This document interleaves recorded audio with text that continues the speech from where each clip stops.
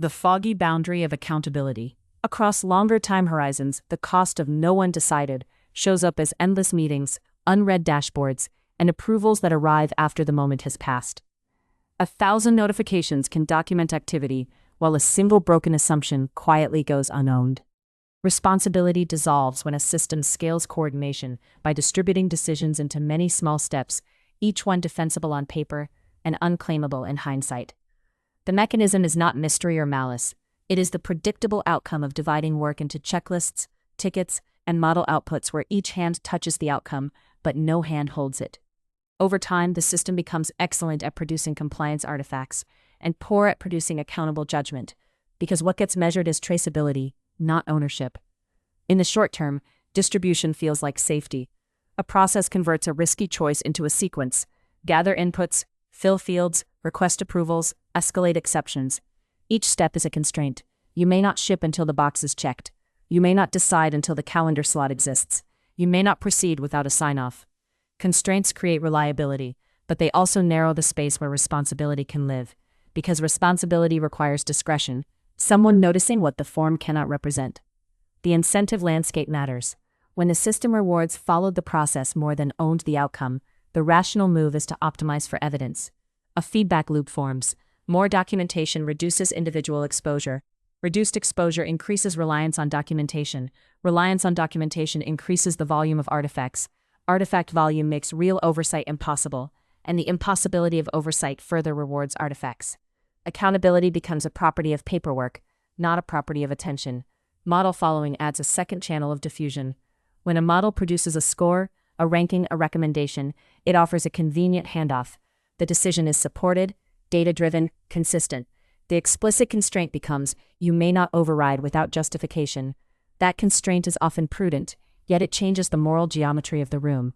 People start treating the model as the decision, and themselves as the messenger. The trade-off is clear. Consistency and speed rise, while situated judgment and ownership weaken. Over the mid-horizon, coordination systems tend to accumulate exceptions. Every edge case becomes an added field, an added approver, an added dashboard. This is not because anyone loves complexity. It is because complexity is how the system prices tail risk. If the cost of a failure is visible and the cost of friction is diffuse, the system will buy friction to reduce visible failures.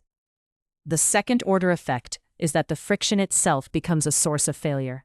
Delays create workarounds. Workarounds bypass controls. Bypasses create new incidents. Incidents justify more controls.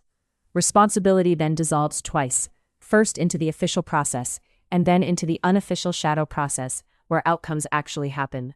Across longer horizons, a deeper uncertainty appears. No process can enumerate the space of future problems. The world changes, incentives shift, and new failure modes arrive from places the checklist never imagined. Distributed systems often respond by increasing their perimeter of compliance, rather than strengthening their center of ownership. Because expanding perimeter is legible, it can be counted, audited, and displayed on a dashboard. Ownership is less legible. It is a human stance inside a constraint set. This is why accountability feels foggy at scale. The system permits many small acts of participation, while ignoring the question that matters most: who is responsible for noticing when the system is wrong? When responsibility is everywhere, it becomes nowhere, and the system drifts toward a stable equilibrium of defensible non-ownership. Coordination is not merely logistics. It is a governance choice about where attention is allowed to land. When the system trains attention onto compliance artifacts, people become caretakers of interfaces, status updates, checkmarks, approvals, rather than stewards of outcomes. Responsibility then becomes a social fiction maintained by rituals. The meeting happened, the dashboard was updated, the escalation path was followed. Accountability in practice is the ability to locate a decision in time. Not only what happened, but what was believed, what was uncertain, and who held the authority to act under incomplete information. Process following can preserve memory, but it can also erase agency by scattering it across roles until no one can say, without theater, this was my call. Model following can increase coherence, but it can also smuggle value judgments into a black box and call the result neutral. Governance enters here not as punishment, but as structure. What the system makes easy, what it makes hard, and what it refuses to represent. A system that cannot represent responsibility will steadily teach its people to stop looking for it. And when attention stops looking, meaning erodes. Work becomes a sequence of moves that no longer point to an owned purpose. Let there be one disciplined act of reflection. Choose a single recent decision path, one ticket, one approval chain, one model recommendation, and name its time horizon. Then name the hidden assumption that made the path feel safe. The approver will catch it, the dashboard will show it, the model already considered it, the process is the decision.